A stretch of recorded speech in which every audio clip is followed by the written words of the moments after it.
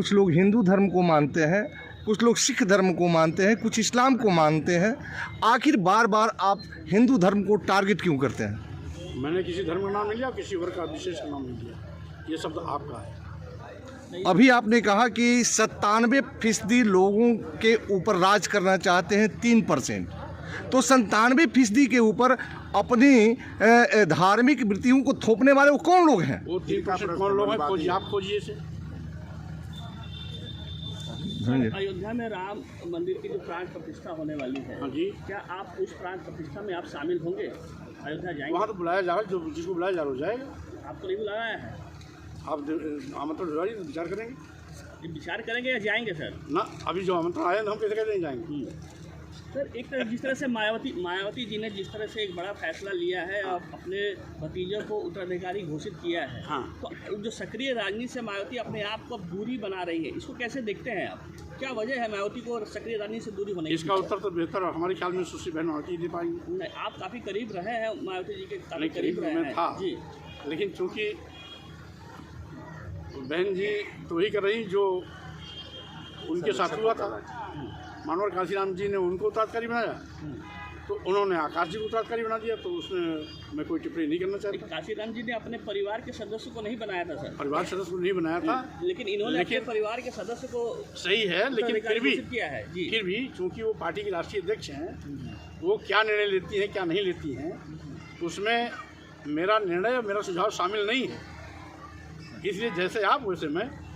BJP और RSS Bharat को एक हिंदू राष्ट्र घोषित करने जा रही है, करने वाली है, और हिंदू राष्ट्र बनाने की बात कर रही है, इसको कैसे आप देख रहे हैं? देखिए, ये देश को बांटने का बीज बोया जा रहा है। आपको याद होगा 1922-23 में द्विराष्ट्र की अवधारणा हिंदू महासभा ने की थी। 1939 में वीर सावरकर जी हिंदू महासभा के राष्ट्रीय अध्यक्ष हो गए। 1939 से लेकर 42 तक द्विराष्ट्र की अवधारणा बड़ी तेजी से पकड़ी।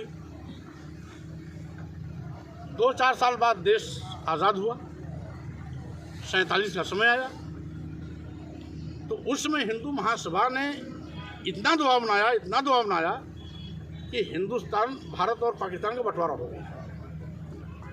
वो बंटवारे के लिए जिन्ना जिम्मेदार नहीं थे, हिंदू महासभा जिम्मेदार थी, क्योंकि जिन्ना कभी भी अलग राष्ट्र की मांग नहीं किया। ये तो मजबूरी की परिस्थिति हिंदू महासभा ने पैदा की, जिसके नाते उनको पाकिस्तान में जाना पड़ा और पाकिस्तान लेना पड़ा।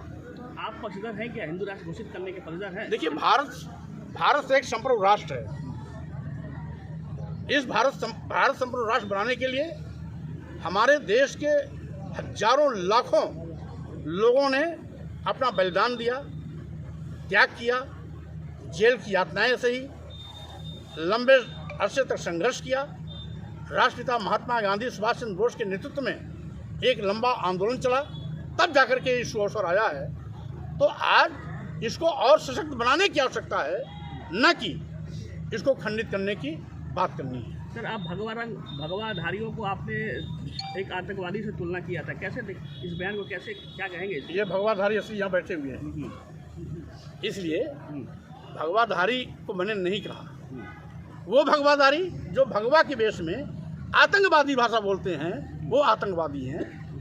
भगवा रंग वाले तो हमारे यहाँ ही बैठे हुए हैं, हमारे भंते लोग भगवाधारी हैं। इसलिए भगवा का सम्मान है, लेकिन भगवा के वेश में जो आतंकवादी भाषा बोलते हैं कौन वो लोग? जो स्वामी प्रसाद मौर्य का सर कलम करने की बात करते हैं, तो वो लोग हैं जो स्वामी प्रसाद मौर्य को गोली मारने की बात करते हैं, जो स्वामी प्रसाद मौर्य का सर कलम करने के लिए तलवार खरीद के हवा में लहराते हैं, जो स्वामी प्रसाद मौर्य की जीभ काटने की बात करते हैं, जो स्वामी प्रसाद मौर्य का हाथ और कान नाक काटने की बात करते हैं, जो स्वामी प्रसाद मौर्य के लिए 51 करोड़ रुपए देने की घोषणा करते हैं, ऐसे आतंकवादियों को हमने आतंकवादी कहा था, आज भी कह रहा हूँ।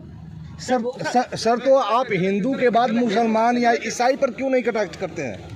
आपको ये नहीं मालूम होना चाहिए कि आपको मालूम होना चाहिए कि मैं भी हिंदू धर्म में ही पैदा हुआ, इसलिए